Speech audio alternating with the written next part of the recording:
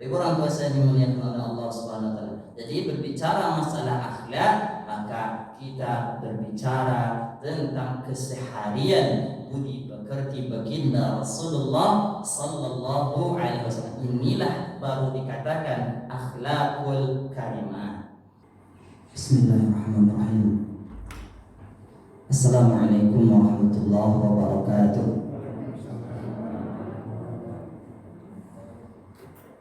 Bapak Ibu sehat semua? Kantong sehat? Dompet ngantuk, pasti tegur dulu dengan itu kan supaya nyelam. Kita bersyukur dengan ucapan alhamdulillahirabbil alamin atas segala limpahan dan curahan nikmat Allah kepada kita. Subuh hari yang berbahagia ini, subuh yang berkah ini, kita dapat melakukan ibadah. Kita awali dengan salat subuh berjamaah. Salat subuh dalam hadis Rasulullah, Bapak Ibu orang tua saya dimuliakan Allah, kata Rasulullah, inna asqala salati 'alal munafiqin, sesungguhnya salat yang terberat bagi orang-orang munafik yaitu adalah salatul fajri wa salatul isya. Salat fajar, salat subuh dan salat isya.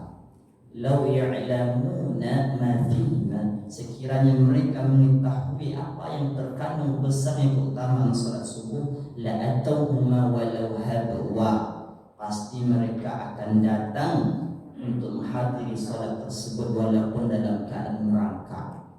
Alhamdulillah kita dapat hadir ke masjid ini. Mudah-mudahan kita dijauhkan Allah dari sifat munafik. Amin. Kemudian kita tadi membaca surah Alif Lam Mim Tanzil dan surah Al-Insan atau surah Dahri. Kata baginda Rasul, dalam sebuah hadis sahih, karena Rasulullah sallallahu alaihi wasallam, adalah baginda Rasulullah sallallahu alaihi wasallam yaqra'u, membaca fil Jum'ah, pada hari Jumat, salatul fajr pada salat subuhnya, Alif Lam Mim Tanzil dan surah Al-Insan.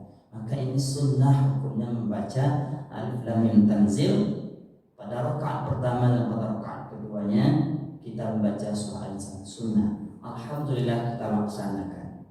Panjang ayatnya, memang panjang, karena dikatakan Allah dalam surah Al-Isra ayat 83, kata Allah, a'udzu billahi minasy syaithanir rajim,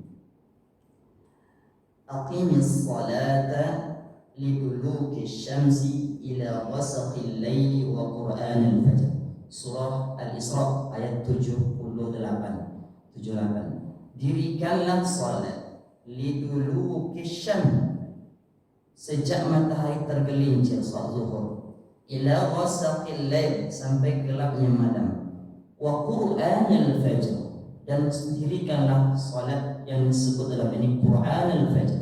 Inna Qur'anul Fajr kana mashhuda, sesungguhnya Qur'an Fajr itu adalah disaksikan oleh malaikat. Masya Allah. Jadi di dalam ayat ini disebutkan salat subuh dengan bahasa Qur'anul Fajr, Qur'annya subuh.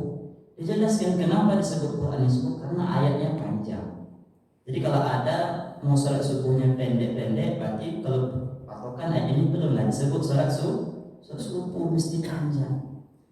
Kemudian Imam An-Nawawi dalam kitabnya Al-Adhkar menjelaskan bahwasanya yang dianjurkan membaca ayat itu salat subuh dan salat zuhur dimulai dari surat Qaf sampai dengan awal surat An-Naba. Surat Qaf itu lebih kurang 3 halaman, hampir 3 halaman. Itu dianjurkan dibaca waktu subuh dan salat zuhur. Jadi panjang, bukan subuh dan isya, subuh dan zuhur. Dalam istilahnya ditulisnya tiwal mufassal, panjang yang terpisah-pisah. Kemudian salat isya dan salat asar, isya dan asar, itu dari surah An-Nazi'at setelah surah An-Naba sampai dengan sebelum wadduha, surat Al-Lail. Kapan dibaca salat isya dan salat asar? Dinama istilahnya awsat mufassal, sedang terpisah-pisah, tidak terlalu panjang, tidak terlalu pendek. Ada terakhir dibaca waktu maghrib, yaitu adalah dari surat Wadduha sampai surat An-Nas. Namanya adalah Qisar Mufassal, pendek dan terpisah-pisah. Ini acuannya. Kalau saya berpatokan kepada ini, tidak ijtihad saya sendiri membaca ini, tidak. Saya usahakan ikut ini karena dia ulama yang terkenal. Jadi memang ada hadis disampaikan kalau sholat berjamaah jangan panjang-panjang. Kan ada ustaz yang mereka demikian kan, yang Bapak yang muliakan Allah. Ini memang mungkin bisa jadi ustaz itu kurang belajar atau ada dengki dengan imam. Dia tidak mendengar siapa ustaznya, tapi kalau ada menyampaikan ini harus banyak belajar lagi. Memang ada hadis menyatakan jangan panjang-panjang ketika imam, tapi hadis ini kan umum. Jadi dalam kaidah usul, ketika ada dalil khusus akan mengalahkan dalil umum. Contoh seperti dalil umum, ibu-ibu bapak yang mulia Allah, semua makanan haram, ini dalil umum. Tapi ada dalam satu riwayat lagi, makanan ini dimakan oleh Nabi. Maka walaupun dikatakan semuanya makanan haram, tapi Nabi memakan makanan satu, berarti ada istisnanya. Maka ketika disebutkan sholat berjamaah, lihat kondisi jemaah, maka itu untuk umum dan bisa jadi waktunya itu bukan untuk waktu subuh, karena mungkin waktu siang, waktu maghrib, karena anak-anak ramai kalau subuh kan tak ada. Jadi ilatnya harus ada. Tidak bisa kita dapat hadis lalu kita dudukkan di sini. Begitu harusnya kita belajar pentingnya Bapak Ibu orang tua saya dimuliakan. Jadi kalau ada hadis umum, kemudian ada hadis khusus, pakai hadisnya lebih khusus yang lebih dekat dengan apa yang terjadi. Begitu kita memahami ilmu agama. Bapak Ibu orang tua saya dimuliakan oleh Allah Subhanahu wa taala. Alhamdulillah nikmat Allah kita lakukan salat subuh ini. Alhamdulillah saya masih sanggup untuk membaca ayat ini dengan pertolongan Allah. Mudah-mudahan kita tetap istiqomah sampai akhir hayat kita. Karena kata Rasul, afdalul a'mali adwamuha wa in qalla. Si afdal amal itu adalah berketerusan, continue, walaupun itu qalla, sedikit. Maka tak benar, jangan sering-sering baca salat subuh, ketika salat subuh baca alif lam tanzil nanti jadi wajib. Tak ada istilah wajib lagi amalan sunnah itu kecuali Nabi yang lakukan. Jadi jangan berubah lagi. Ibu bapak baca subhanallah misalnya setiap pagi, subhanallah 1000 kali rutin, tidak akan jadi wajib karena bukan Nabi yang buat ya. Kita ini memang dianjurkan untuk merutinkan amal yang pernah dibuat Nabi. Ya, Bapak Ibu yang muliakan Allah. Maka ini dalil orang yang malas untuk melakukan salat subuh dengan bacaan tadi. Mungkin juga dia tidak hafal. Nah, Bapak Ibu orang tua saya dimuliakan Allah, dalam kitab I'anatul Talibin, ini masih mukaddimahnya, belum salawat saya lagi. Dalam kitab I'anatul Talibin dijelaskan bahwasanya salat yang terbesar pahalanya adalah salat subuh berjamaah, salat Jumat. Ibu-ibu tak dapat, memang boleh ya, sah ibu-ibu salat Jumat. Tapi di kita ini belum terbiasa. Seandainya ibu-ibu salat Jumat ada sah, tak perlu salat zuhur. Sah ya ibu yang muliakan Allah. Kalau hadir salat Jumat sah, seperti yang terjadi dalam hari, tak perlu kita salat zuhur lagi. Tapi tempat kita belum terbiasa, maka tidak usah lagi kan menghindari fitnah. Dan ibu bapak yang muliakan Allah, salat pahala yang terbesar salat berjamaah kedua adalah salat apa? Salat yang dilakukan pada salat subuh Jumat. Terbesar kedua ini dijelaskan oleh Imam Abu Bakar Sato dalam kitab I'anatul Talibin. Kemudian salat yang ketiga adalah salat subuh biasa. Salat subuh dalam berikutnya baru salat yang lain. Jadi alhamdulillah kita dapat yang nomor 2 ini. Alhamdulillah, ini nikmat Allah yang patut kita syukuri. Di tengah orang sibuk memikirkan hari ini macam-macam, ekonomi sulit, kita berikan Allah nikmat ibadah luar biasa. Ini patut kita syukuri. Tahun dulu kita tak dapat berjamaah di masjid sholat subuh dan hari ini dapat kita melakukan amalan yang sesuai dengan tuntunan baginda Rasulullah Sallallahu Alaihi Wasallam. Ini penting saya sampaikan supaya jangan ada nanti kalimat-kalimat kita dengar panjang ayatnya karena kurang ngaji. Orang sekarang banyak kurang ngaji sehingga dia lebih hebat pula lagi dari ustaz ataupun orang yang melakukan suatu tindakan, cepat menilai orang lain. Alhamdulillah ya Bapak Ibu. Tapi insyaAllah yang hadir ini hamba-hamba Allah yang saleh dan salehah. Amin. InsyaAllah penduduk surganya Allah. Amin. Ya Rabbal Alamin. Bapak Ibu orang tua saya dimuliakan oleh Allah Ta'ala, salam dan salam tercurah kepada Nabi kita Nabi Muhammad Sallallahu Alaihi Wasallam. Allahumma salli ala Sayyidina Muhammad wa ala ali Sayyidina Muhammad. Sebelum kita lanjut, biasanya kita akan sampai surat Isra di ceramah ini. Saya bukan tak mau, bukan pula kehabisan bahan insyaallah ya. Saya lihat kalau ada sampai jam 6 itu ceramah bakatunya jemaah lah bakatunya dulu alias lo.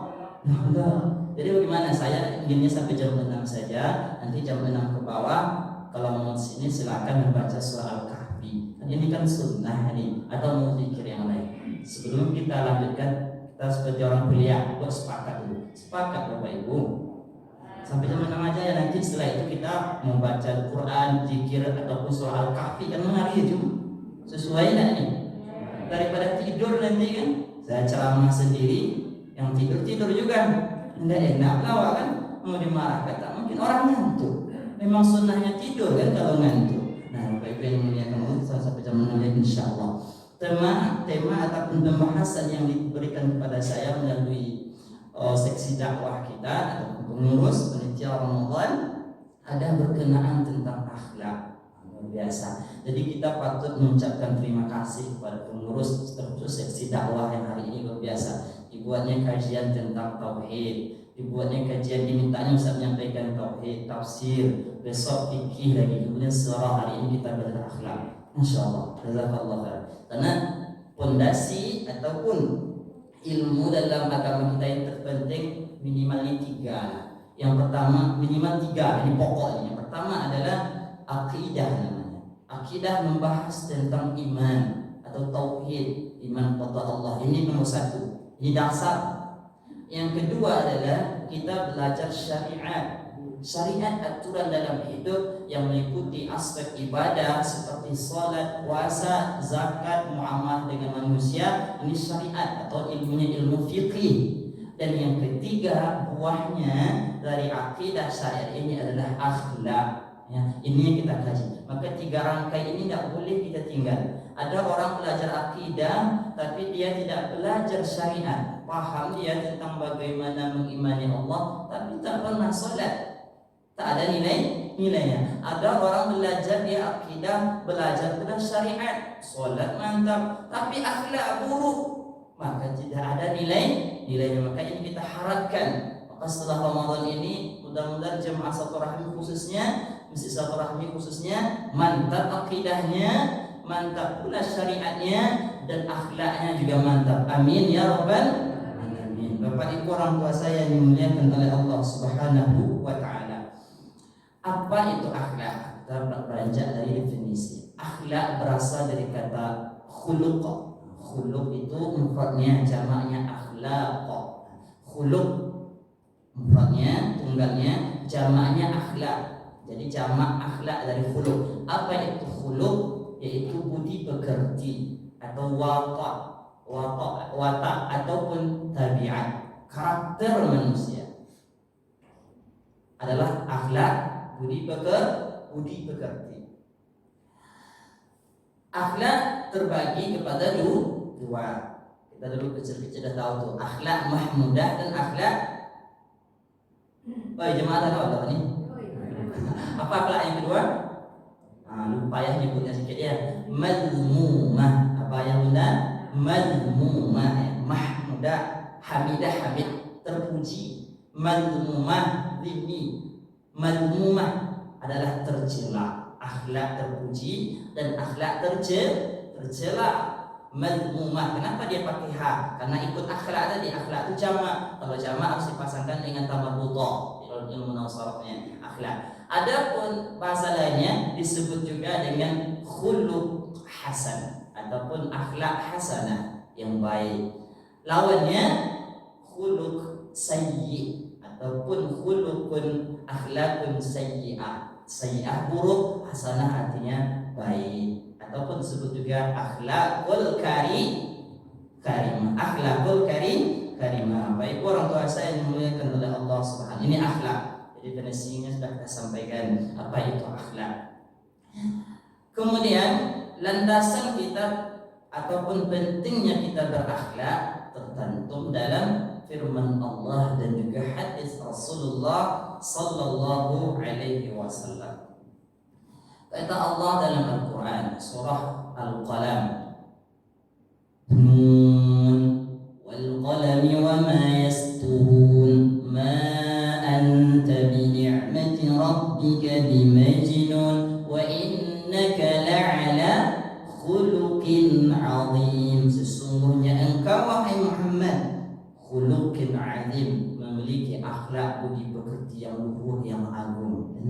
perkataan yang katakan. Baik orang tua saya dimuliakan oleh Allah Subhanahu wa taala. Jadi berbicara masalah akhlak, maka kita berbicara tentang keseharian budi pekerti baginda Rasulullah sallallahu alaihi wasallam. Inilah baru dikatakan akhlakul karimah. Bapak Ibu orang tua saya dimuliakan oleh Allah Subhanahu wa taala.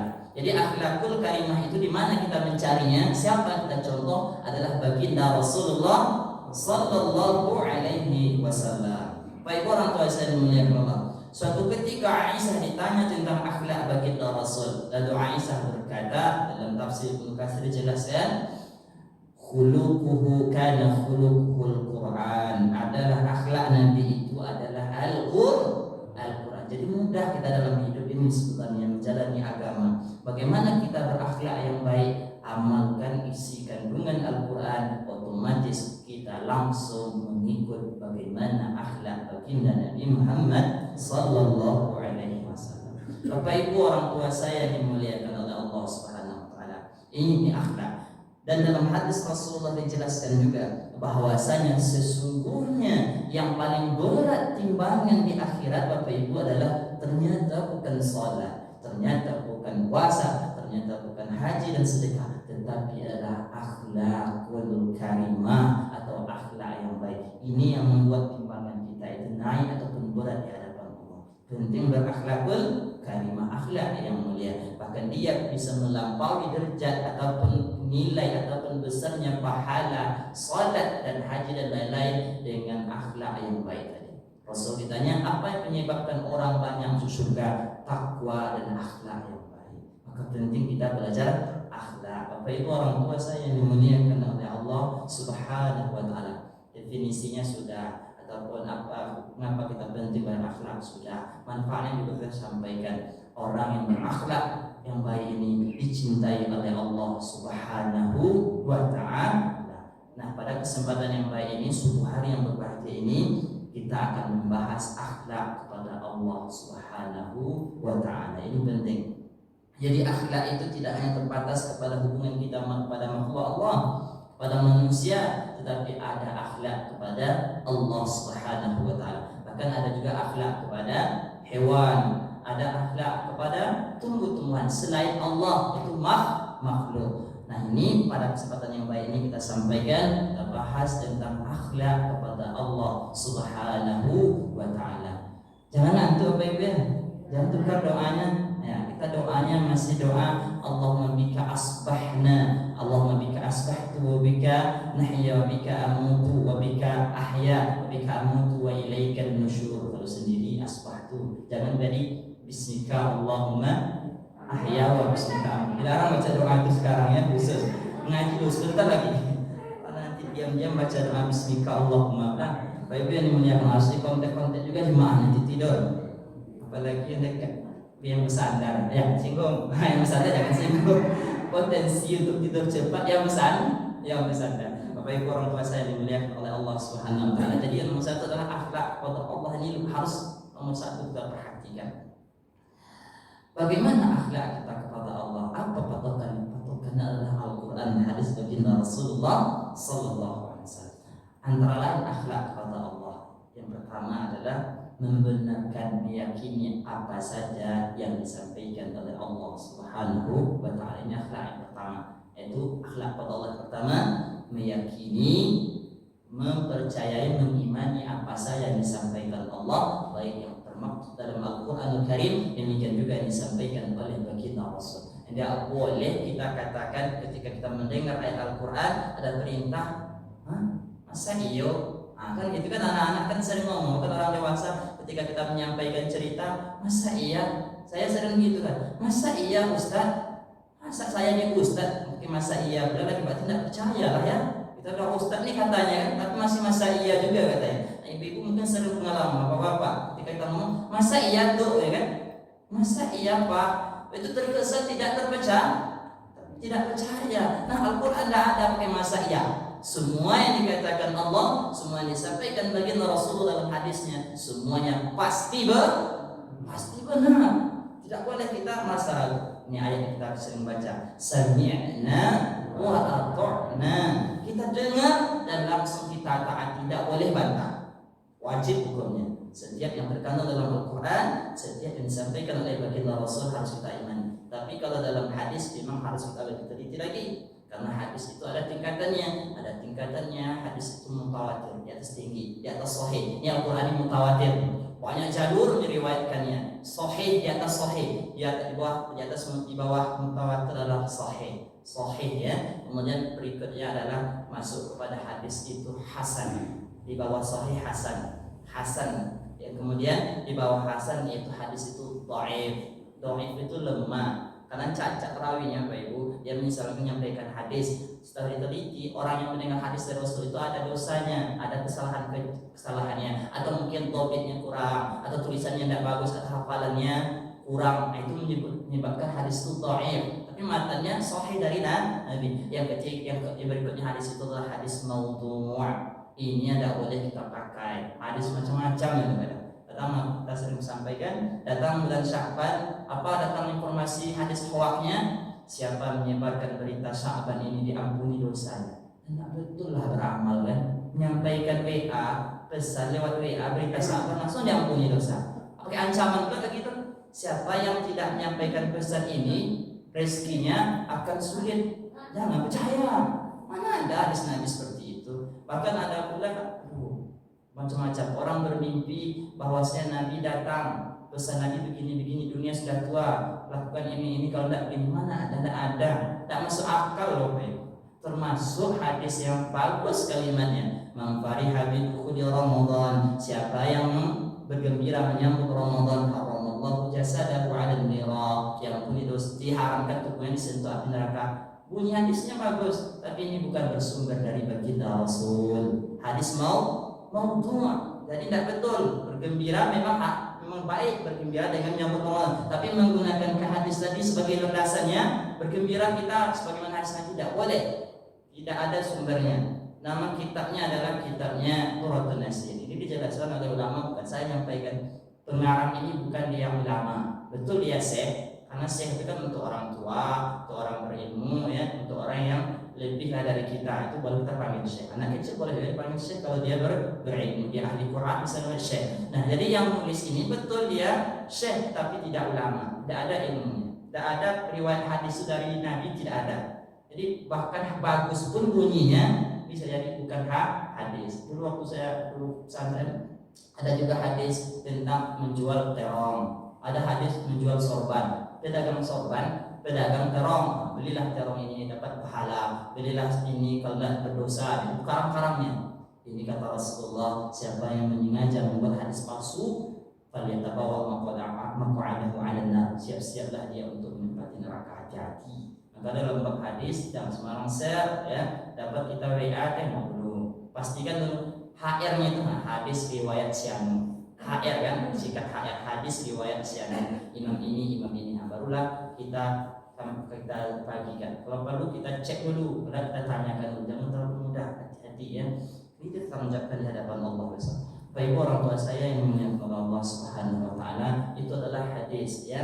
Ada namanya mutawatir tadi, sahih, hasan, dhaif dan juga maudhu'. Maudhu' ini tidak boleh kita pakai. Ada lagi satu lagi mungkar ditolak habis-habisan. Tidak boleh. Bapak Ibu orang tua saya memuliakan Allah, maka asal yang bersumber dari Nabi jelas riwayatnya wajib kita imani dan wajib kita amalkan. Akhlak kepada Allah, mengimani, membenarkan semua yang disampaikan Allah baik dalam Al-Quran, demikian juga dalam hadis Rasulullah. Karena apa yang disampaikan Nabi tidak ada satu pun dari nafsu dia, tapi itu semua bimbingan Allah Subhanahu wa taala. Dalam surah An-Najm dijelaskan Allah Subhanahu wa taala, "Wa ma yantiqu 'anil hawa in huwa illa wahyun yuha." Tiada satu pun yang diucapkan, yang diperbuat oleh baginda Rasul itu dari nafsu dia, keinginan dia sendiri, tetapi semuanya apa yang diwahyukan Allah kepada baginda Nabi Muhammad. Maka wajib kita mengimani. Itu yang pertama. Yang kedua adalah kita diperintahkan bagaimana kita mentaati Allah, berakhlak kepada Allah, mengamalkan semua perintah Allah dan menjauhi seluruh larangan Allah. Fi'lal khairat atau fi'lal amarat, mengerjakan seluruh perintah Allah dan meninggalkan seluruh yang dilarang, menjauhi seluruh yang dilarang oleh Allah Subhanahu wa taala. Antara ucapan meninggalkan dengan menjauhi berbeda Bapak Ibu. Walaupun diucapkan meninggal tak salah, tapi lebih bagus menjauhi ya, mengerjakan perintah Allah dan menjauhi. Karena kalau meninggalkan kan dibuat dulu baru berhenti. Tapi kalau menjauhi jangan didekati sama sekali. Nah, perintah Allah wajib dikerjakan semuanya. Larangan Allah wajib kita jauhi semuanya. Kata Allah dalam surah Al-Ahzab ayat yang ke-36. وَمَا كَانَ لِمُؤْمِنٍ وَلَا مُؤْمِنَةٍ إِذَا قَضَى اللَّهُ وَرَسُولُهُ أَمْرًا أَن يَكُونَ لَهُمُ الْخِيَرَةُ مِنْ أَمْرِهِمْ وَمَن يَعْصِ اللَّهَ وَرَسُولَهُ فَقَدْ ضَلَّ ضَلَالًا مُبِينًا. وَمَا كَانَ, tidak pantas, tidak elok, tidak patut bagi kaum mukmin disebutkan laki-laki yang beriman, wala mukminatin, perempuan yang beriman, apabila sudah ditetapkan Allah dan Rasulnya suatu pekerjaan, suatu urusan, mereka masih memiliki pilihan. Siapa yang maksiati Allah, durhaka kepada Allah dan Rasulnya, maka dia dalam kesesatan yang nyata. Maknanya apa Bapak Ibu orang tua saya muliakan? Apa saja yang datang dari Allah dan Rasul, semua wajib kita imani, langsung kita kerjakan. Rumusnya, segala perintah Allah walaupun itu kecil, laksanakan, pasti baik untuk kita. Segala larangan Allah walaupun kecil, jauhi, karena itu pasti buruk Bapak Ibu. Serius, segala yang diperintahkan Allah itu wajib dan kita kerjakan dan pasti baik untuk kita. Dan segala yang dilarang oleh Allah itu pasti buruk walaupun kecil. Kita tengok contohnya. Ini lebih aja cuma tak apalah ya. Bapak Ibu yang muliakan Allah ya. Contohnya dalam Al-Qur'an ini, kita beranjak dari Al-Qur'anul Karim. Kita lihat dulu yang mengerjakan perintah Allah walaupun itu kecil dan tidak masuk akal. Apa yang terjadi dalam surah As-Saffat, surah setelah surah Yasin, dijelaskan Allah tentang kisahnya Nabi Ibrahim alaihissalam. Nabi Ibrahim mungkin sudah hampir 100 tahun ataupun lebih kurang 100 tahun baru dapat anak. Nama anaknya adalah Ismail, anak pertama. Anaknya dua, yaitu yang pertama Ismail. Setelah dia menikah dengan Hajar, lahirlah Ismail. Kemudian istrinya yang pertama. Jadi istrinya, jelaskan ini sebelum Hajar ini ada istrinya yang namanya adalah Sarah. Lahir lagi nama anaknya Ishaq. Ibrahim, Ismail, Ishaq. Ishaq, Yakub. Anak Nabi Ishaq itu ada Nabi Yakub, ada Nabi Yusuf, dan banyak keturunan Nabi lahir dari keturunan Ishaq. Sampailah itu Nabi Isa, Nabi Musa. Ini yang disebut dengan Bani Israil. Ibu-ibu ingat lagi ini? Sering saya ngomong ini tentang ini masalah Bani Israil. Dan dari keturunan Nabi Ismail tidak ada yang menjadi nabi Bapak Ibu kecuali hanya Nabi Muhammad sallallahu alaihi wasallam. Jadi dari keturunan Ismail tak ada nabi lagi kecuali satu Nabi Muhammad. Dari keturunan Ishaq banyak yang jadi nabi, tapi apa yang terjadi? Banyak pula dibunuh oleh Bani Israil. Bani Israil itu jahat ya, Yahudi. Banyak dibunuhnya para nabi, banyak dikirim Allah nabi, banyak pula dibunuhnya nabi. Kalau ada orang sekarang ini membuli ulama, memenjarakan ulama, itu Bani Israil atau Yahudi modern. Belum apa-apa sebenarnya. Yang dulu dibunuh ada yang dibelah ya. Seperti Nabi Zakaria kan dibelah dalam pohon itu, yang menunjukkan iblis laknatullah. Dibelah, dibunuh, main hantam saja dia. Kalau tidak cocok dia Nabi bunuh. Nah, sekarang masih dalam penjara ya. Habib kita, mudah-mudahan Allah bebaskan beliau. Amin ya rabbal alamin. Bapak Ibu orang tua saya yang dimuliakan oleh Allah Subhanahu wa taala. Jadi apa yang disampaikan Allah benar, pasti baik untuk kita. Terjadi terhadap Nabi Ibrahim alaihissalam. Apa yang terjadi ketika Nabi Ibrahim sudah hampir 100 tahun dapat anak, diberikan Allah anak namanya tadi Ismail alaihissalam. Ketika Ismail sudah balagha mau sa'ya sudah nampak menyejukkan mata, senang hati nengoknya. Belum terlalu besar ya, 4 tahun atau 5 tahun, saya tak tahu pasti umurnya, tapi baru beranjak dewasa besar lah, menggemeskan lah ya. Ketika itu datang perintah Allah melalui mimpi, wahai Ibrahim, anakmu dah besar dah. Dulu kamu ada diingatkan Allah, sembelihlah anakmu ini. Perintah Allah. Bayangkan kalau kita sudah lama, ya Allah saya ini tak punya anak, kau suruh pula saya untuk membeli anak saya. Sadis engkau ya Allah. Kan begitu kalau kita kan tidak punya perasaan Allah kan gitulah. Sudahlah saya ini dah susah-susah ya Allah, engkau uji lagi. Contoh misalnya kan, ketika kita misalnya sudah punya suami, tiba-tiba meninggal suami, kemudian bangkrut pula usaha kita, atau inilah segala macam menantu ini, protes dah sama Allah. Ya Allah, tega betul lah kamu nih ya Allah. Saya sudah jelas wanita kan, janda ya Allah, banyak pula kesusahan. Pernah ibu mengalami seperti itu dengar? Pernah kan orang yang mengeluh seperti ini? Ya Allah, sadis kamu ya Allah. Tidak ada ya, karena pasti baik. Kita tengok endingnya, akhirnya nanti. Apa yang terjadi ketika Nabi Ibrahim AS sampaikan ini pesan kepada anaknya pun bersedia. Maka dibawalah Nabi Ibrahim, pernah saya ceritakan mungkin kita mengulang kaji. Dibawalah Nabi Ibrahim ke tempatnya, yaitu tempatnya dekat dari Arafah itu menjelang Jamarat, sebelah kiri di atas ada sebuah tubuhnya, di atas itulah posisinya Nabi Ibrahim akan memotong anaknya Ismail. Diasah pisau setajam-tajam, memang Bapak Ibu enggak mau putus leher Nabi Ismail. Dibawakan menjelaskan, dicincangkan Nabi Ibrahim itu ke batu, belah batu, tapi ke leher Nabi Ismail tak putus, diganti Allah lah dengan kibas ya, dengan domba yang ini disyariatkan adalah syariat kita untuk melakukan ibadah kurban. Jadi apa yang diperintahkan Allah pasti baik, Allah tak pernah zalim ya. Bapak Ibu orang tua saya dimuliakan, begitu juga kisahnya ibunya Nabi Isa yang disuruh menghanyutkan bayinya. Bayi dihanyutkan, jangan bayi lagi. Bapak-bapak ya tak tega kita menghanyutkan ibu. Contoh ibu-ibu nih saking jengkelnya dengan suami, payah banget, sanggup tidak menghanyutkan suami ke Sungai Siang? Oh ibu sanggup tidak? Kita apa-apanya anak kita nih, bahasa kita kembali agak marah sedikit kan, payah banget. Sampai akhirnya kita angkatlah anak Sungai Siang nih, tidak sanggup kan?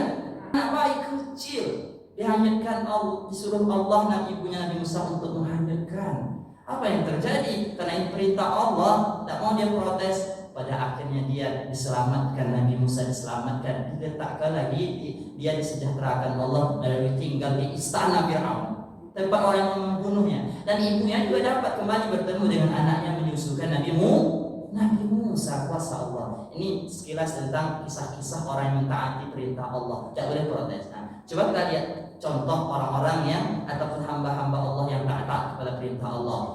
Yang pertama dengan kakek kita ataupun atuk kita Nabi Adam alaihi salam, ketika dia diciptakan, dalam surah Al-Baqarah ada ya, dalam surah yang lain juga ada banyak kisahnya ya. Apa yang terjadi? Diciptakan, diberikan dia pasangan. Apa kata Allah? Wa qulan taro dan haitsu syi'tum, tinggallah Adam di sini, makan minum Adam sesuka hatimu, tapi jangan dekat satu pohon. Wala taqrabu hadhihi syajarah, kata Allah hanya satu, jangan dekat pohon yang satu ini Bapak Ibu.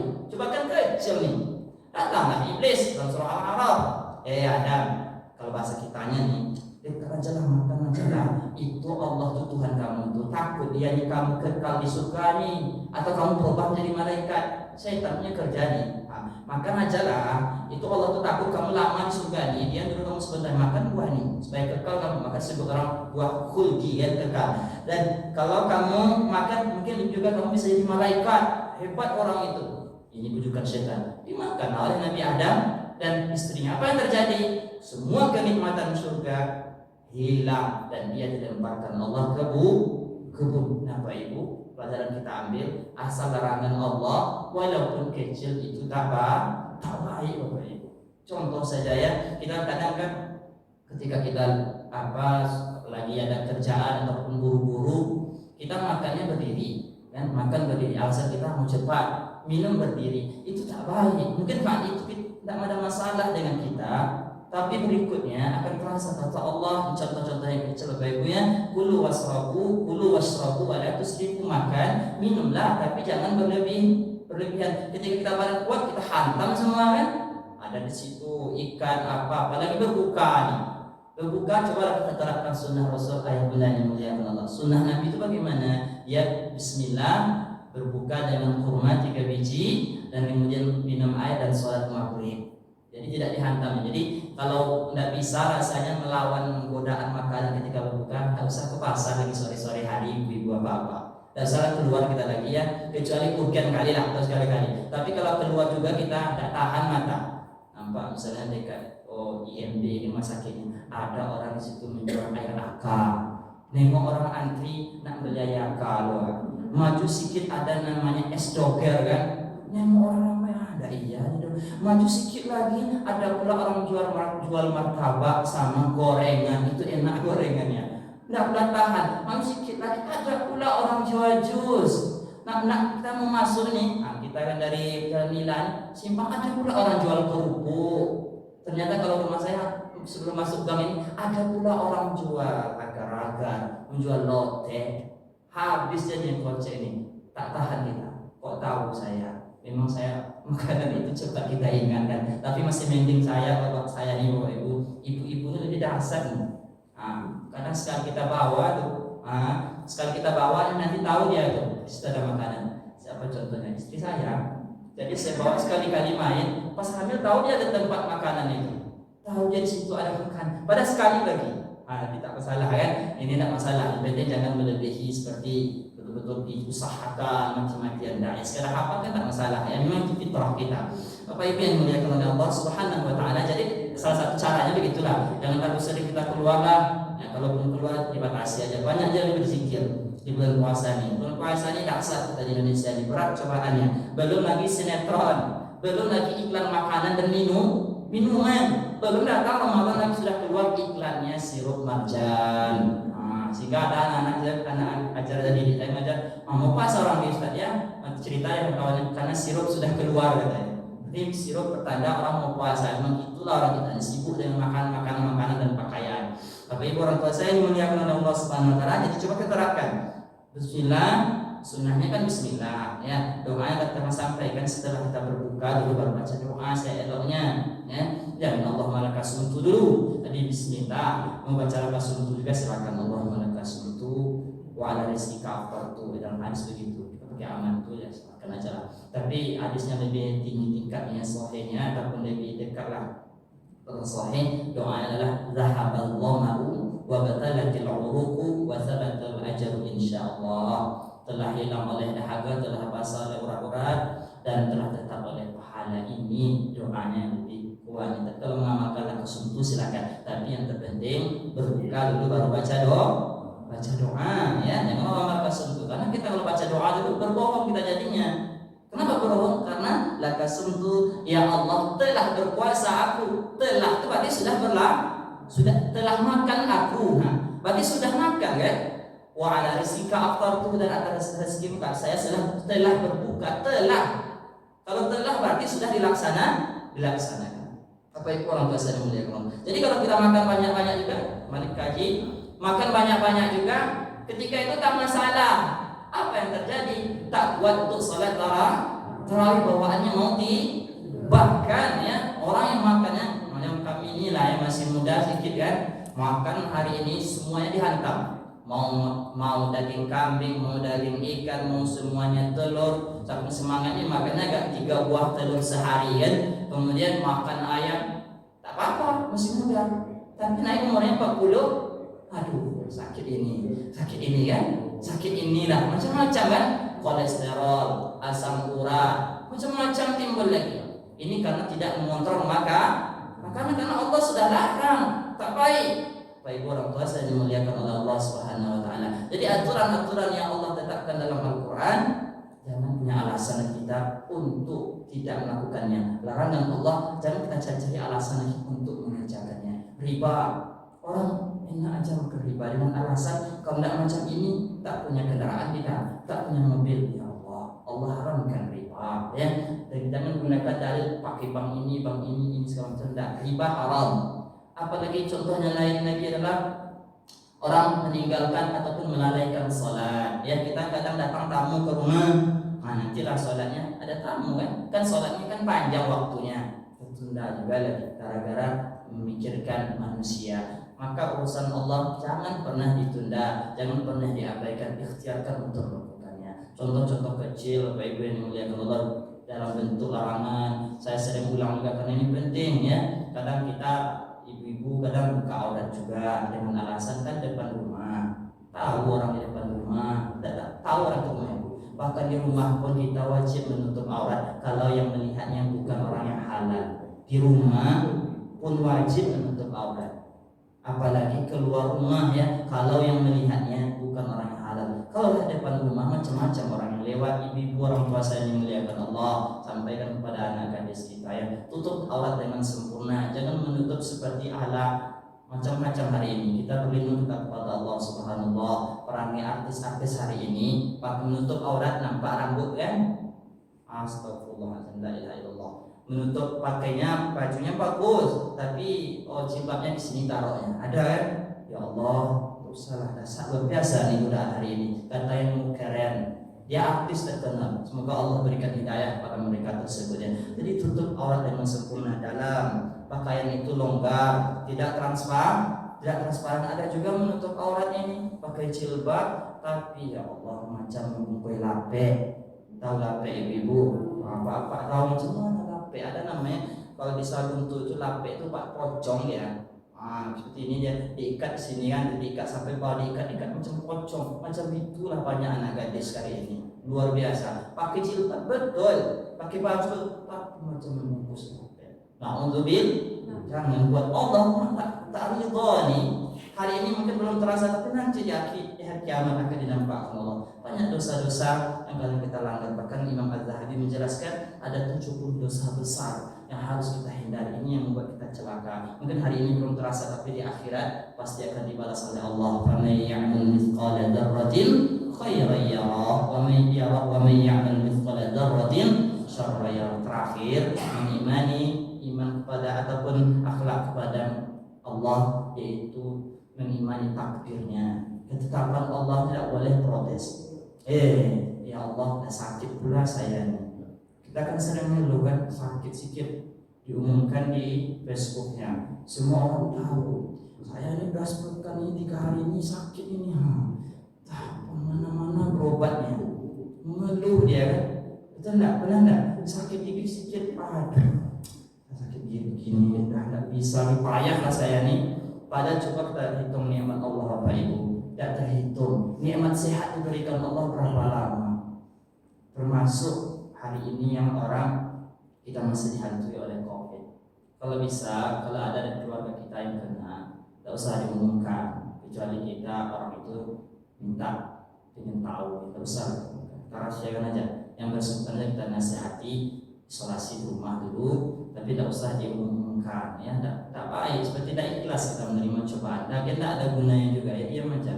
Jadi sakit kita derita itu kita terima, dan kita mengingatkan orang, misalnya ini si A ini kena corona, kita ingatkan, antisipasi, yang bersangkutan pun lebih sadar. Tapi janganlah kita seolah-olah bangga dengan penyakit itu. Berarti terkesan kita dari ikhlas, sabar. Karena sabar, datang penyakit sabar berobat kita, dan kita pun tidak mengeluh, tidak macam-macam. Karena buruk efeknya. Di dunia saja kita kadang tak disukai orang, takut orang nengok kita kalau kita ada penyakit tertentu kita sampaikan kepada orang. Lebih baik kita contoh ya, tadi bukan saya ya ibu, contoh kalau ada saya mohon maaf. Nafas kita berbau misalnya kan, nafas kita berbau kan, karena kita nafas kita berbau, ngomong sama orang jaga jarak aja. Jangan kita dekat-dekat pula. Jadi contoh kecil aja, penyakit yang kecil saja kita sadar diri aja. Kita batuk misalnya sudah masjid dulu, atau saya misalnya jaga jarak dengan orang. Saya waktu saya mengajar, saya kurang sehat kemarin itu, anak-anak mau salam, nggak usah salam dulu ya, Ustaz lagi belum sehat. Jadi kita sadar sendiri aja ya. Jadi janganlah kita terlalu semangat menyampaikannya, tapi kita jangan pula berlebihan. Maka sifat kita yang terbaik adalah ikhlas terhadap takdir yang ditetapkan oleh Allah Subhanahu wa taala. Ini saya sampaikan yang mudah-mudahan bermanfaat. Ada pertanyaan Bapak Ibu? Tak ada pertanyaan. Ada pertanyaan enggak nih? Jangan macam Ustaz kemarin ya, itu dasar saya tak jelas hebat itu. Ada pertanyaan? Alhamdulillah, Masya Allah. Kita berdoa dalam bahasa Indonesia saja, semoga Allah Subhanahu wa taala ampuni dosa-dosa kita semua. Amin ya rabbal alamin. Semoga Allah Subhanahu wa taala kabulkan segala hajat-hajat kita. Amin ya rabbal alamin. Karena Bapak Ibu penting sekali waktu Ustaz menyampaikan tentang mengaminkan, memang iya. Saya sama Syekh ngomong, orang Indonesia ini sulit mengaminkan doa. Aminkan ya, yang diminta kepada Allah itu baik. Tak ada orang minta yang buruk tu. Aminkan, jangan berat mengaminkan. Ya Allah, ampuni dosa dengan berkat Ramadan ini. Allah ampuni dosa kita. Amin. Dengan berkat Ramadan ini ya Allah, Kau kabulkan hajat kami ya Allah. Amin. Ya Allah, dengan berkat Ramadan ini, dengan berkat puasa ini ya Allah, Engkau sehatkan kami, keluarga kami, jamaah kami ya Allah, warga RT, warga RW 9 ya Allah, seluruh kaum muslimin, kaum muslimat yang sedang sakit ya Allah, sembuhkan ya Allah ya Rahman ya Mujibah Sa'idin. Doa ya Allah ya Rahman, dengan berkat Ramadan, dengan puasa kami hari ini, angkatlah wabah ini ya Allah, angkatlah pandemi ini ya Allah ya Rabbal Alamin ya Allah. Dengan berkat ini jauhkan kami dari hutang ya Allah, dengan berkat Ramadan jauhkan, lunaskan hutang anak-anak kami ya Allah. Amin ya Rabbal Alamin. Dan ya Allah, ampunilah dosa ayah ibu kami ya Allah yang masih hidup, yang telah Kau panggil ke hadirat-Mu ya Allah. Ampuni dosa orang-orang yang telah mendahului kami, lebih khusus orang tua yang sudah berjasa di masjid ini, ataupun kaum muslimin kaum muslimat yang telah berinfak, bersedekah, menyumbangkan hartanya, pikirannya, dan juga tenaganya untuk masjid ini. Allah ampuni dosa mereka, andaikan mereka masih hidup, Allah sehatkan keluarganya, amin. Dan semoga yang sudah meninggal Allah lapangkan kuburnya, amin amin ya Rabbal alamin. Sallallahu ala nabiyyina Muhammad wa ala alihi wa sahbihi wa sallam. Subhanakallahumma bihamdika asyhadu an la ilaha illa anta astaghfiruka wa atubu